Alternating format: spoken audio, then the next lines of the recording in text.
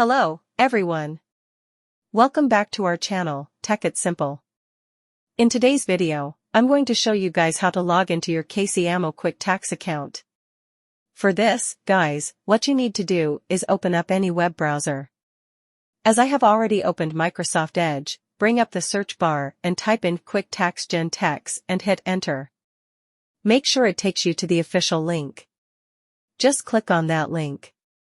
Now, you'll be taken to the new interface. Just click on Click here to start over. Now, you will be taken to the official website of Quick Tax. At the right side of your screen, you can see the login form. Simply, you need to enter your username over here. Similarly, enter your password over here.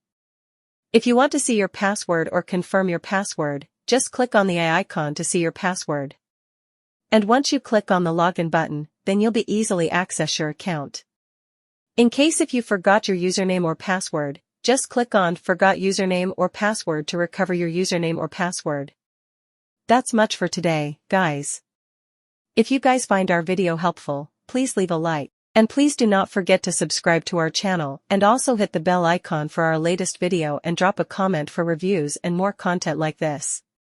I'll see you guys again in our next video. Thank you for watching.